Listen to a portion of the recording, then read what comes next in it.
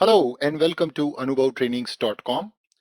In this series of videos, we are discussing about how to automate your Fiori applications end-to-end.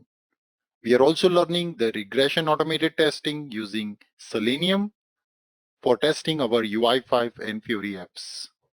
By far in these sessions, we have discussed about launching an application and also handling the click on the list control. In this session, we are going to do an end-to-end automation for a simple journey of a master detail Fiori app. So before we get started with our scripting code, we will go back to the application under test and understand the flow, what we want to achieve next. So the very first thing we want to click here is this plus button. And then after clicking on plus button, we would like to enter the data here. So some product ID, let's say TR1010, and put some values, demo, let's say 500 euros. And then we want to click on save button. And on save, you can see the product is getting created.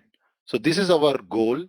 In order to achieve this goal, we again need to rely on the XPath and the element properties. So let's explore the first, these plus buttons identifier. We go back to our Ruto and we are going to select this plus with the Ruto, and Ruto tells me some XPaths. Now, what is that something I can rely on? Probably I would look forward for the button label or a tooltip. I don't find it here in the Ruto. I will again go back and highlight the whole button rather than only the plus part. And then again, I get some more details. But this time you can see in the Ruto, I've got button with the title add.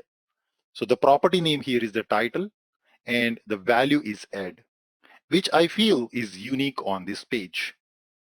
Now you should know your application better before you really get into the automation of the app.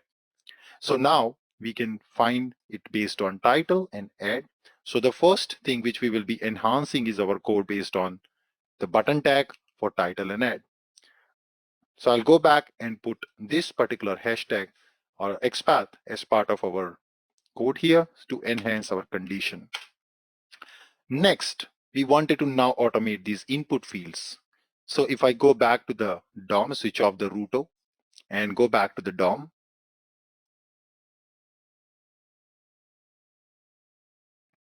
and directly try to check the element properties.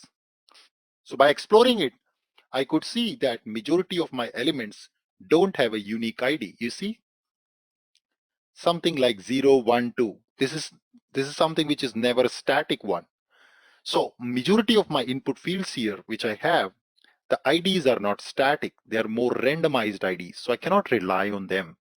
In that case, I would want to probably get all these input fields, loop over them, and in based on index, I'm going to fill the data.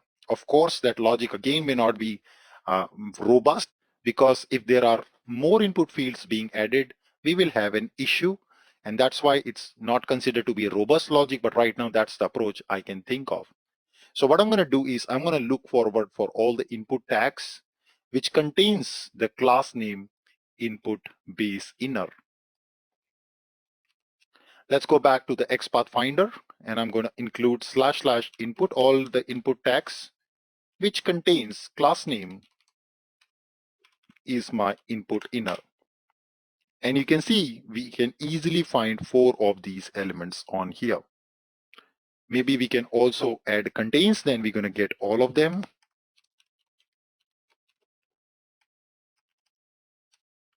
So get me all of them. And now you can see we got 5 results. So for these 5 input fields, we've got 5 results. So we will be using this as our second XPath. I'm also going to copy this over here.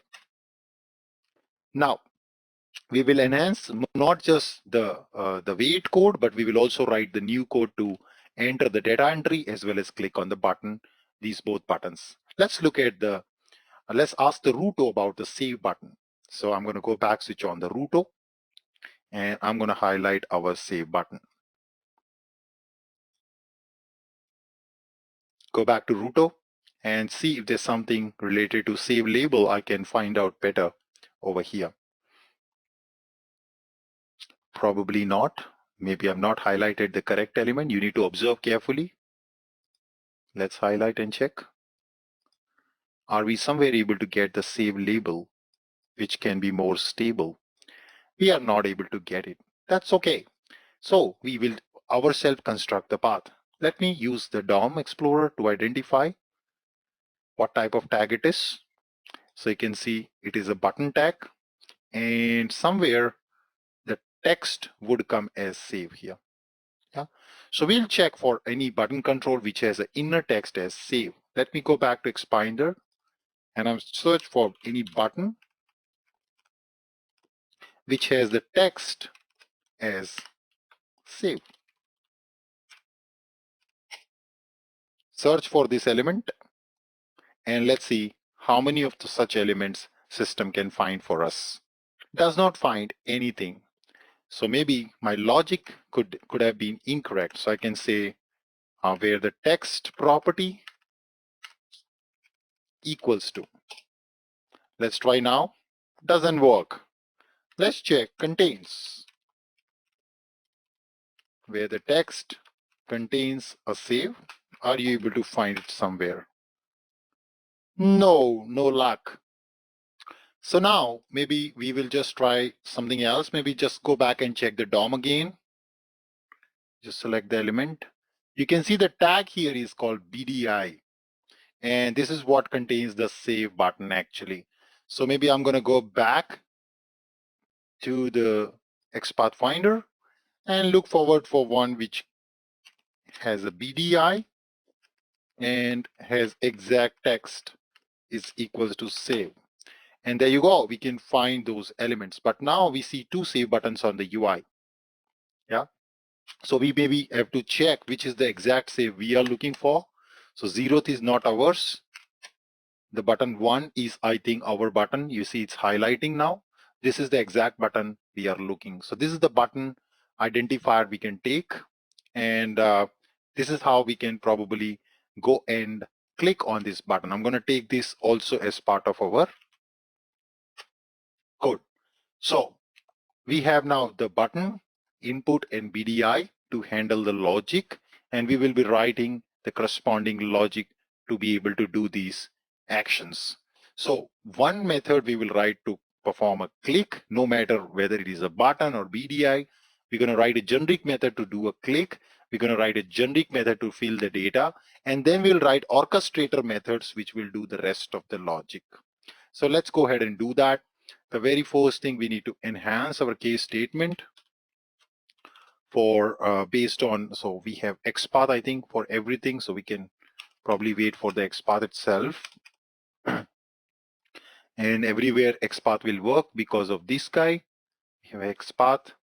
And yeah, I think we can wait for these elements with XPath. And then further, we will write the logic to handle the clicks and the data entry. So let me write generic methods to perform the clicks and the data entry. So for that, we will just use the same methods for the wait for, because same way we will identify elements for performing clicks. So we call it as a perform click. And when you call perform click, I'm going to do an automatic wait.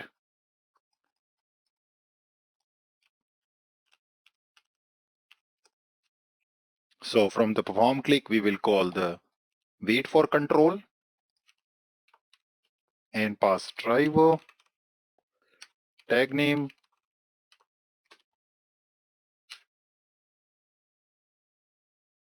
property value, and is exact.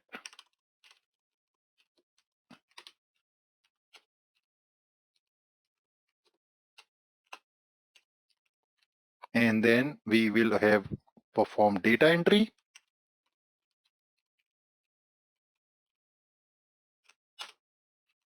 And we call also wait for here. Now for data entry, you will also expect the data to be inputted for the value. So we will expect data value in the control. So we are doing an automatic wait here. And once the wait is complete, your wait is done, we are then simply just going to find the element based on the XPath and going to click on the button.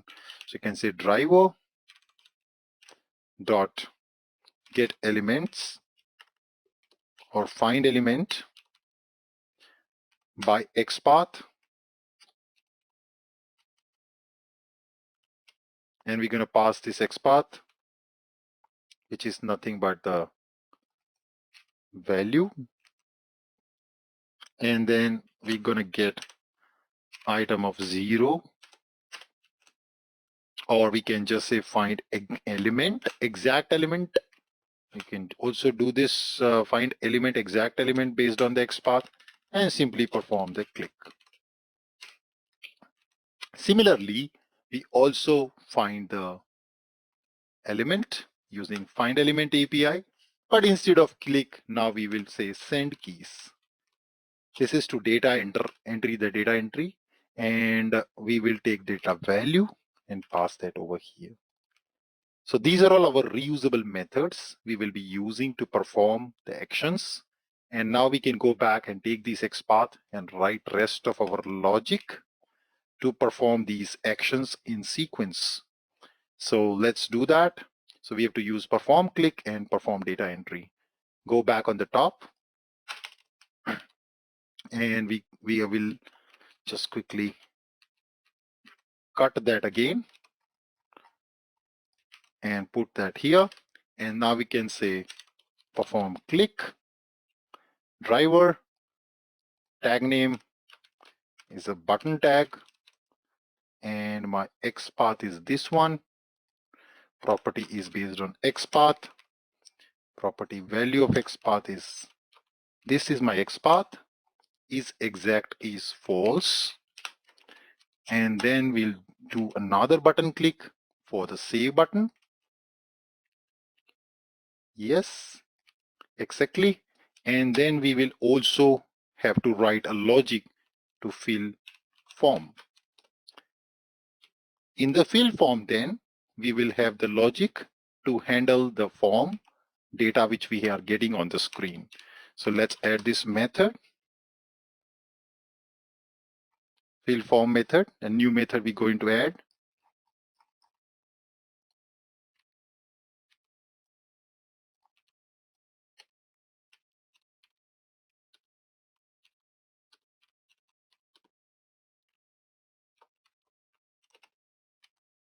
With the same signature of coded methods by far.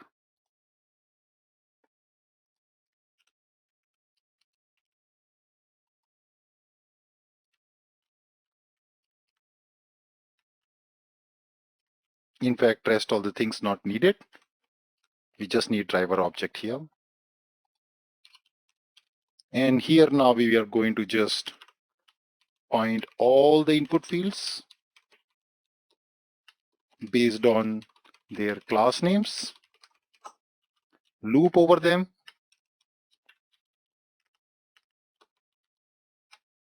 and pass data one by one to them.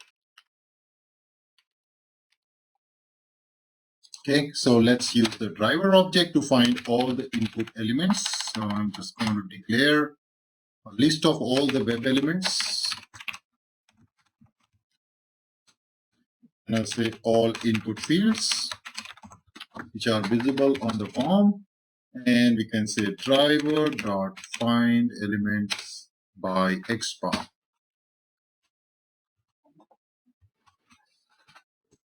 And we passed XPath as we have already taken. Let's maximize the screen. So we take the XPath from here and we pass it over here. Nice. So that's our XPath. It's going to return all the input fields, and I'm going to create a loop on the fields now. Just do a for loop, iterate over this array, which has a size. It's an array of HTML elements. And now we are going to take each of the element and probably just quickly test by supplying some data to it. All right. So what I'm going to do is I will take each of the element, and maybe I'll just right away go ahead and write a case statement.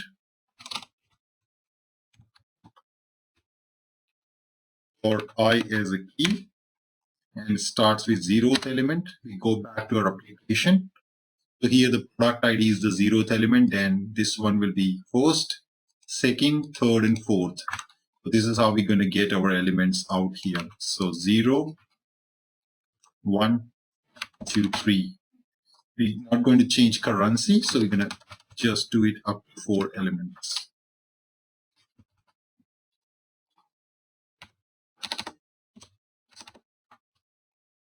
Okay.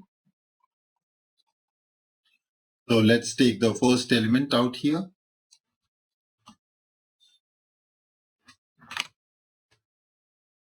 Instead of 5.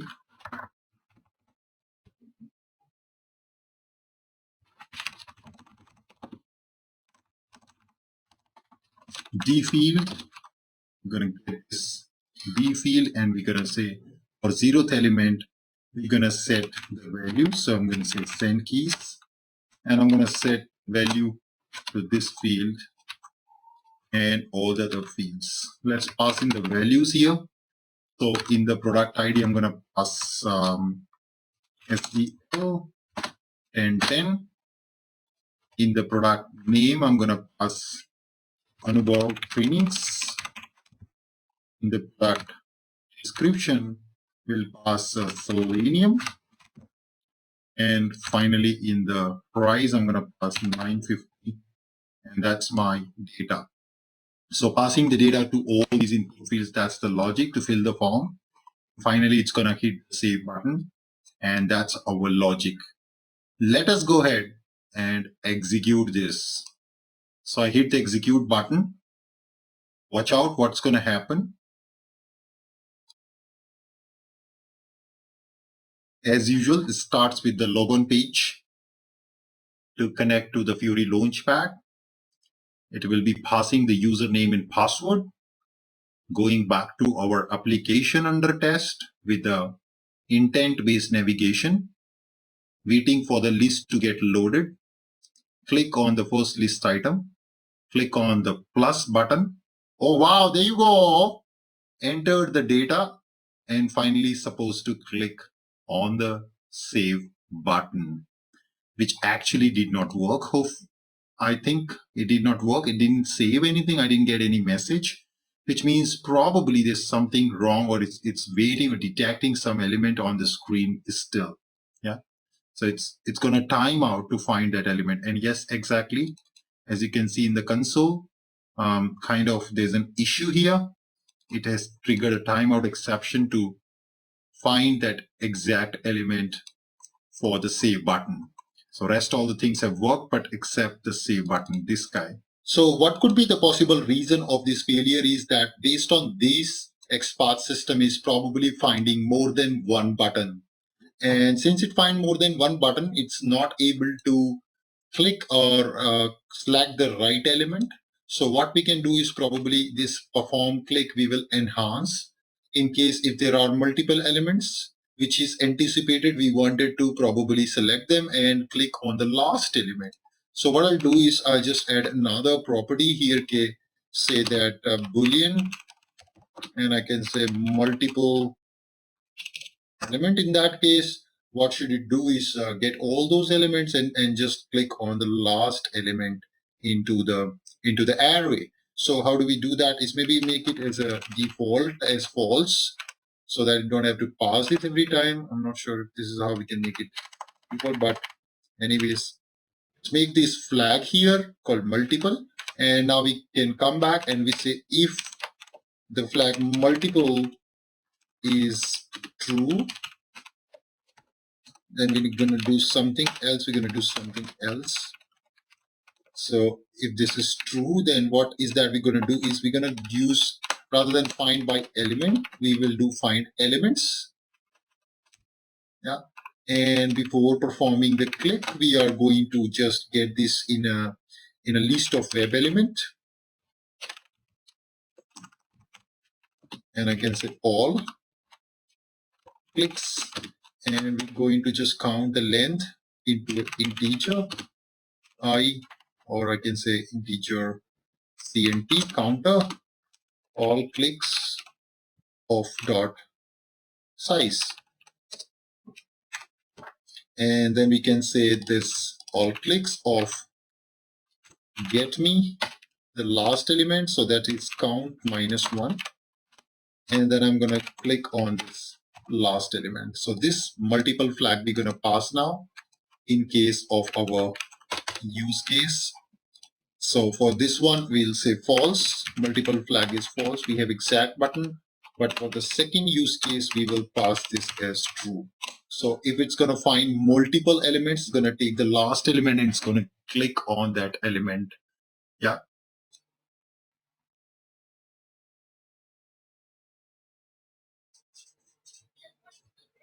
So now we launch it back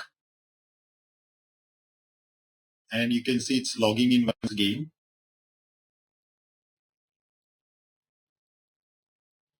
And it goes back to our application.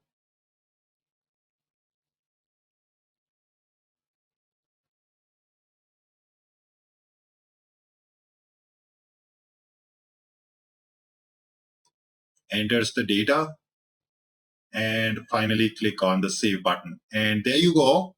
You can see the product has been now created and it's being saved as part of our SAP S/4HANA system. This is the success message finally we receive from the application under test, which means our test case execution is now successful. So I hope you enjoyed automating end-to-end the master detail application with this video.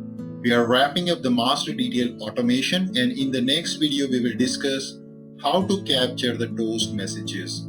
Please feel free to share, like and subscribe this channel, and I will see you in the next video.